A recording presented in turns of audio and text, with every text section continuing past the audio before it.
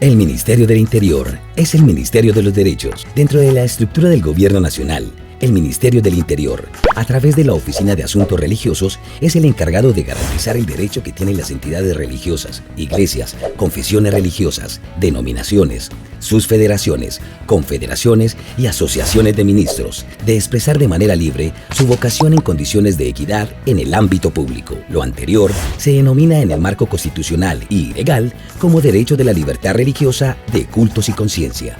El derecho de libertad religiosa y de cultos en Colombia es una de las características particulares de nuestra reciente historia política y social. Todo comenzó cuando esta libertad fue consagrada en la Constitución de 1991. Allí se estipula que Colombia es un Estado social de derecho y como tal desarrolla el artículo 19.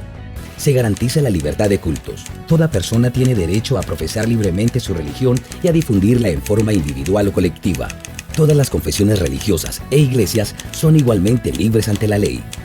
Posteriormente, en el año 1994, el Congreso de la República promulga la Ley 133, por la cual se desarrolla el derecho de libertad religiosa y de culto, reconocido en el artículo 19 de la Constitución Política. Esta ley tiene la característica de ser estatutaria, por lo que reglamenta un derecho fundamental, pero solo fue a partir del 2015 cuando por primera vez, dentro del Plan Nacional de Desarrollo, Todos por un Nuevo País, Ley 1753, en el artículo 244, denominado Libertad Religiosa, de Cultos y Conciencia, se estipula que el Ministerio del Interior, en coordinación con las entidades competentes, emprenderá acciones que promuevan el reconocimiento de las formas asociativas de la sociedad civil, basadas en los principios de libertad religiosa, de cultos y conciencia, entre otras funciones, y que el Gobierno Nacional deberá formular la política pública en la materia.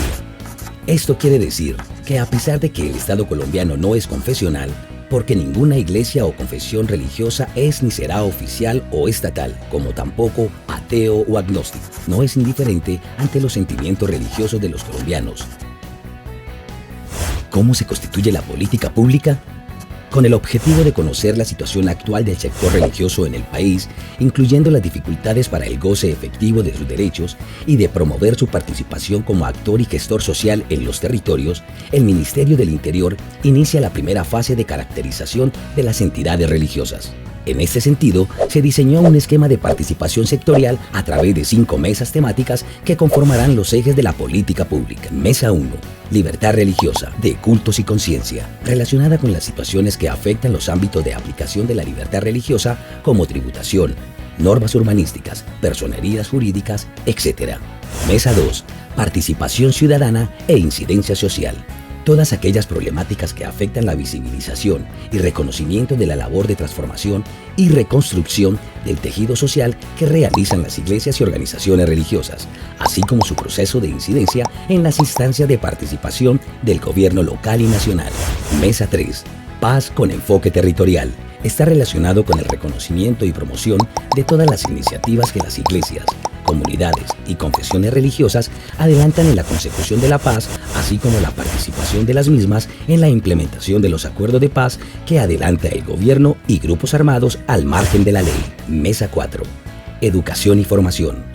Aborda aquellas problemáticas relacionadas con el reconocimiento específico de la tarea educativa como parte de la vocación que expresa un credo religioso en particular, así como aquellos centros de formación de liderazgo religioso dentro de cada confesión religiosa.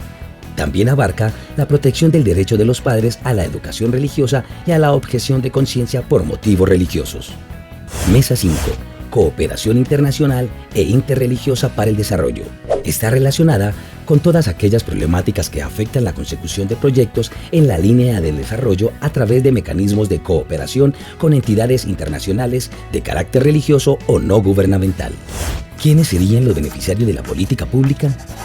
Se definieron 2 categorías: entidades religiosas, ER, y organizaciones del sector religioso, OSR. Al hablar de entidades religiosas, se hace referencia a todas las iglesias, confesiones religiosas, denominaciones religiosas, sus federaciones, confederaciones y asociaciones de ministros, que según la ley son titulares de derechos de libertad religiosa y como tal del reconocimiento especial por parte del Estado a través de una personería jurídica especial otorgada por el Ministerio del Interior.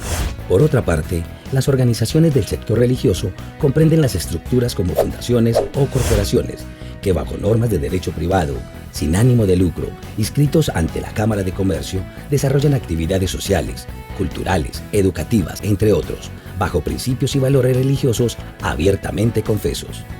Tenga en cuenta que si es ER o SR, hace parte de lo que se ha denominado sector religioso, es decir, una colectividad de la sociedad civil que se diferencia de los demás sectores al ser sujetos de derechos específicos que comparten intereses, objetivos comunes y expresan formas organizadas de acción colectiva.